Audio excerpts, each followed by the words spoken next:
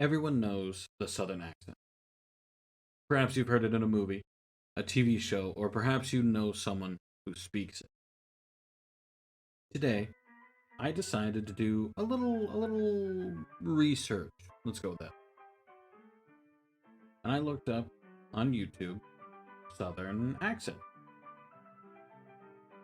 Partially to see the general, what's the word I want to look for? Perception of Southern accents. And partially to see just maybe how they think we sound like. In the end, the first thing I found, the first option, in fact, the recommended option by YouTube, is a video from the Artist Academy titled How to Learn Southern Accents Fast in big letters. Of course, the Southern accent you need for acting isn't going to be the same as an actual Southern accent that someone speaks. That's not what I expect, and in fact, not what I expected going into the video. Now, I feel as though it's prudent to offer a bit of background information on myself before we actually get into this video. I am from Alabama. Northern Alabama specifically. Southern Alabamians won't talk anything like I do when I use my Southern accent. So I've heard a couple people speak with the Southern accent everybody talks about. I've even heard a few people speak with a Southern drawl, even though it's not near as common as you might expect. So I thought I'd offer my expertise on this Learn a Southern Accent Fast video. Now, obviously, this video isn't meant to be taken too seriously. It's mostly going to be me poking fun, having fun at the guy's expense. I hold no ill will toward him. He's obviously just trying to help people. Hoorah to him. I hope that the people who have watched his video went on to have wonderful acting careers, considering that is the demographic I believe his video is targeted toward. Heck, one of the first things he does is he says that the Southern accent is one of the funnest accents you'll ever deal with, that you'll ever do once you get it down pat, even compared to Australian, British, etc., etc. So heck, I like the dude. I think he's cool. I just thought I'd share my experience anyway. Without further ado, let's get right into it. Let's just go on with his first example of a Southern accent. After he gives his examples, I'll give a few examples of my own. Then we'll move on to another example I actually found on a news source that does it a little better, in my opinion. And then we'll comment a little bit on said news source, seeing as the way they treat the people doing the accents is a little... rubs me the wrong way, if that makes any sense. Is going to be more generalized towards Georgia, Alabama, and Tennessee, more in that area. Though if you do a Southern accent, you'll get away with it no matter what. No one's going to know specifically where you're rooting it from. But just so you guys know, this is where the root of this Southern accent is coming from. So now in this clip he mentions that the accent he's going to be giving an example of is centralized towards Alabama, Georgia, and Tennessee. I'm from Alabama. That gives me the perfect spot. Unfortunately, he follows it up with something that's entirely wrong. Anybody from the South, no matter who they are, no matter where they're from, you can tell who's from your area. You can tell who's not. For example, you can hear me say Georgia. That's how people from where I was from said Georgia. But if you went over to specific parts of Georgia, you'd hear Georgia. If you went over to different parts, you'd hear Georgia. It's different no matter where you go. in order to do this accent, we have to figure out which sounds are going to be the sounds that change for us. Now, I included that last clip because it makes me chuckle a little bit. Tain't so small as what sounds change. Not quite. Tain't nothing in the South that makes any sense when you go to the North. Not a damn iota of it. So one of those sounds is going to be the ah sound in words like have, mad, sad. We are going to have this sound change. Instead of it being have, it's going to change and be have. Is it? Ain't never heard a man say have, except in a movie. It's the only time I've ever heard have said mad. Ain't never heard that before. But back where I'm from, you said I have to go. I am mad, sad. Frankly, those are words that I never heard said. You don't say have, you say I gotta go. You don't say mad, you say I'm angry as hell. You don't say sad, you say I'm angry as hell. Didn't hear nobody ever say they was sad. Didn't ever happen. I'm not sure where this comes from. I have been told that there is a remote area of Appalachian, Kentucky that sounds somewhat similar to this. I can neither confirm nor deny it, but I would like some kind of explanation for it. Now, this is going to be the A sound in, say, the word cake. Cake. So instead of it being just cake, it'd be cake. The hell you mean, cake? Cake? What? Okay. I've heard cake said quite a lot. And granted, I don't remember quite how to speak as country as I used to now that I live in the UK. But I can confidently say I've never heard cake said quite that way. I went to quite a many potluck, quite a many Thanksgiving get-togethers. Granted, we did not have cake much. We were big on cookies and casseroles and turkey. We had cheesecake? Is that what he means? That sounded vaguely like he said. Is it just cheesecake? I don't know. I've never heard anyone say cake different than cake. It's cake. C-A-K-E. Cake. Damn. Well, no, that's okay. I kind of see his point on that one. In the end, when I said it that time, it sounded vaguely like he said it. You know what? I'll eat my words there. I'll eat my cake. When you combine those two sounds together, it'll sound something like this. Have you seen me make those cakes? So he says it'll sound like, have you seen me make those cakes? I'm actually not sure if he says make or bake. Unfortunately, you're missing quite a few shots there. If anyone had ever said a sentence like that, which it's an odd sentence, I imagine it'd sound a little bit more like, have you seen me make the cake? That's about it. Going a little too slow. Belt it. Boom. Out. Have you seen me make the cake? Real. We have that E, but it's going to be real. Kind of see what he's going for on this one. When I say the word real, that's me saying it without an accent.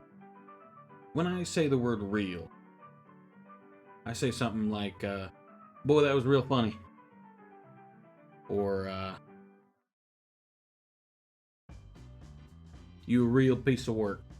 He specifically mentions on glides with words like that. Real, have, such and such.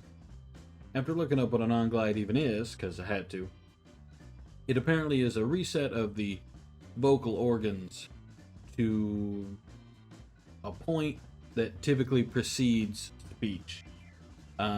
It kind of makes sense, because when you hear a Southern man speak, he cuts, he gets it out quick. For example, have you seen me bake the cake?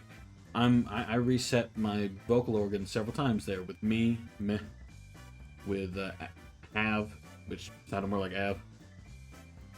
Another sound that's going to be changing for us are the T's. Some of our T's are going to switch from T's into D's. I ain't quite seen the point he's about to make. I'm willing to bet it's going to be wrong, though. Like little, it won't be little, but it'll be little. I can accept this one if you're real nitpicky. Typically, you're never going to meet a man from where I'm from who bothers to say the D and or T sound. Little becomes little. Doesn't become little. Little, little, little. I guess that vaguely sounds like a D sound. So an example of this would be little fancy napkins. Now, I would never meet a Southern man who ever would say little fancy napkins. But I imagine if I did, he would say little fancy napkins. Even then, the A sound in fancy does change. It doesn't become fancy. It just becomes a little fancy. Sounds more like I'm saying Nancy. Or Nancy, rather. I missed out on the pronunciation of the C. Felt bad, so I fixed it. Which, and you're not going to be saying ing like being. You're going to switch it and just get rid of that G at the end. So words like being, doing, skiing. Entirely true. Tain't never say a G. Being, flying, skiing, doing. I tain't doing that. I'm not doing it. I refuse to do it. Stuff like that. I ain't gonna be the one to do it. Stuff like that. Granted, that wasn't a good example of what he was talking about, but that was a good country phrase if you ever need one. Accent, you're going to want to keep it relatively slow. Some accents require you to speak a little bit quicker. Typically, in my experience, quicker's the way to go. The only scenario, again in my experience, where you ever would speak slowly with a Southern accent is if you had taken, and yes, this does exist, what I call Southern Belle etiquette training. Then you would be taught to slow down your words and speak in a slow drawl instead of what you'd normally hear.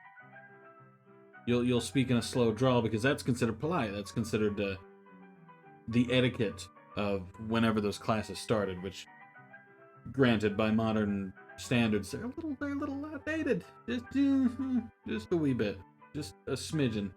You're taught how to place tables, where to put your cutlery whenever you're eating a soup with your dining fork or whatever it is.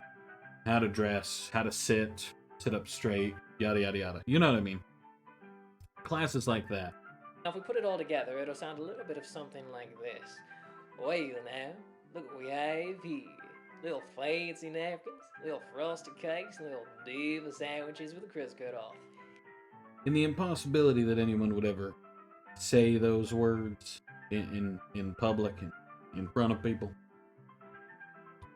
it would probably sound a little bit more like, well now look what we got here. You got these little fancy napkins. You got these, what are them called? These frosted cakes. And you got these, I believe, these little, them little devil sandwiches with the crust cut off. Obviously, I'm playing that up a little bit, but, that's a little bit more accurate to what you'd actually hear. Now, again, no one would ever say those words.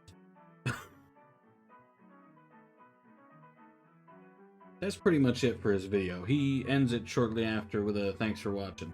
And I did learn some new things. Golly, maybe I didn't. Maybe I wasn't speaking country right this whole time. But just in case anybody from his audience finds me, just a few little fun tips that maybe can help you out a little bit more. Here's a few key phrases you should learn that are the most important. In terms of words, learn ain't. Ain't will get you a good feel of the mouth for where your tongue and your teeth need to be moving. Ain't, a good phrase, I'm gonna go on now. That's a real good one. Heard that one a lot. I'm gonna go on now. I ain't gonna do none of that. I ain't gonna be the one doing it. Stuff like that. It gets your mouth more used to sounding country, because ain't is like the main word. And if you're going for more of a New Orleans accent, you're gonna go for more of a you heard, stuff like that. Granted, I'm not from New Orleans. That's just from a video I watched. Oh god, that's a little hypocritical, isn't it? You know what? I'll live with it. Now this is where the next video starts. I normally wouldn't even include this part in the video, because really the whole video was about the acting, southern accent, learning thing. Then I saw this video, and it was actually a pretty good example of how a southern accent sounds and how different they can be. These accents that you're about to hear are all from Mississippi, which is real close to where I was from, Alabama. And the whole video is, it rubs me the wrong way. It's spent almost like it's directly insulting everybody who speaks that way. Heck, one of them is missing most of their teeth. They keep saying, Mississippi's the poorest state, but also the most conservative state. Do you ever wonder why? You know what I mean? It just seems quite silly to me. I'll show you the little intro here, maybe to give you a better idea of what's coming, and then I'll focus a little bit more on the accents. Alexandra Pelosi, who is our videographer, she's great. She's done, I think, 8 different programs for HBO over the years. We sent her out to talk to real Americans in the South. Now, I'm going to show you this video. I want you to understand something, because she wrote me a long letter explaining this. She did not cherry pick these people. She got off the plane. This is in Mississippi. It is the poorest state in our union. We are not making fun of anybody. She did not seek out people who look like what some people would say rednecks. And she said if you took any of the footage we didn't use, it would look just like the footage we did use. Now, and by the way, all these people said they knew they were going to be on this show, and they think I'm going to hell. So I'm going to show you the video, and just know that we're going to send Alexander Pelosi in the future to the inner city to get the views of people who are not of probably the same political stripe. But here we are in Mississippi with Alexander Pelosi's. Take a moment to listen to everything he just said.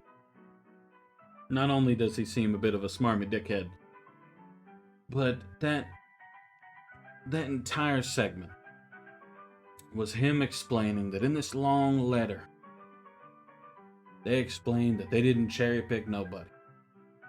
Nobody who looked like a redneck might look like.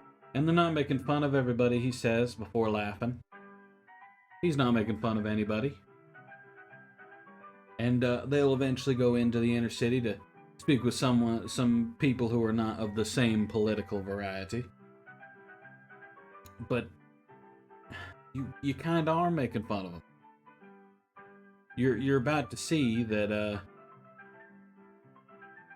I'll show you here in a second. But there are moments where they talk, and I mean they're being a little bit goofy. That's how Southern people are on camera.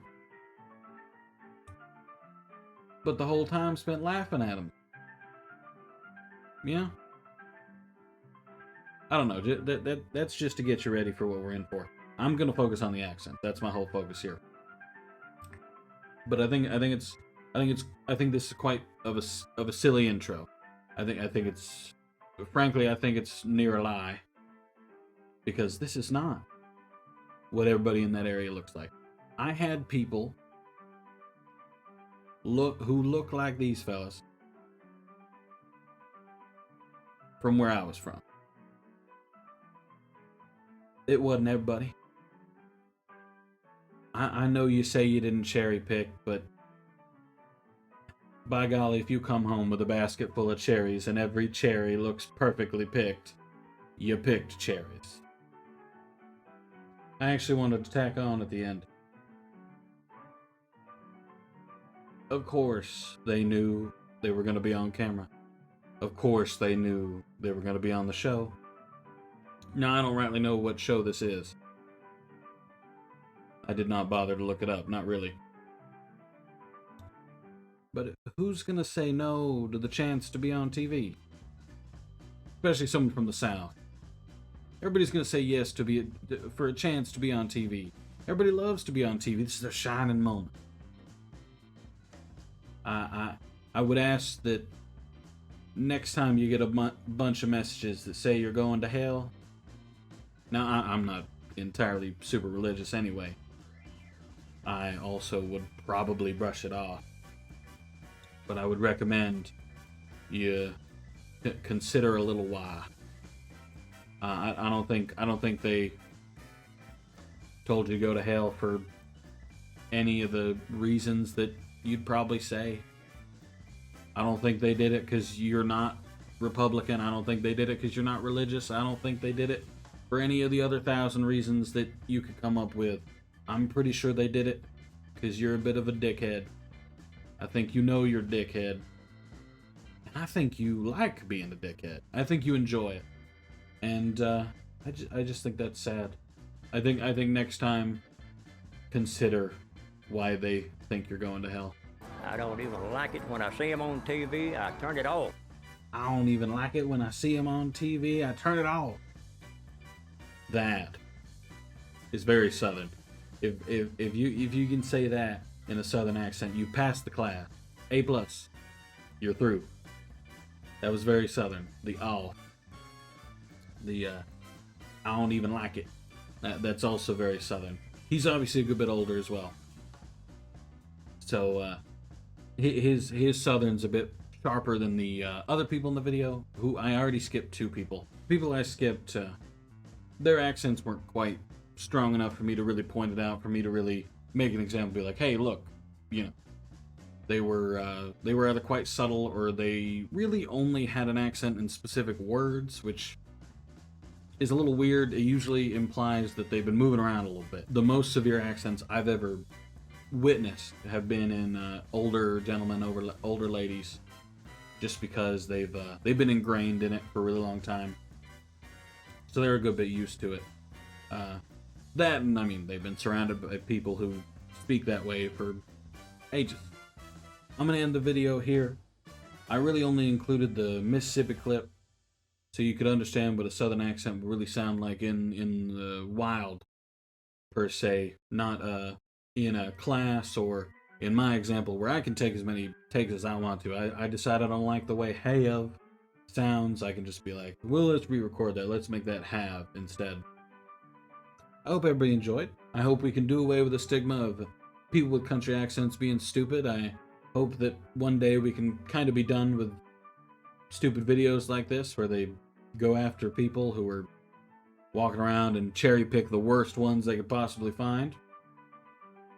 Thought it was silly.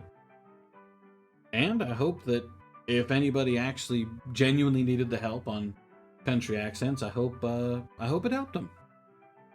In which case, here's a few more for you. The word hankering.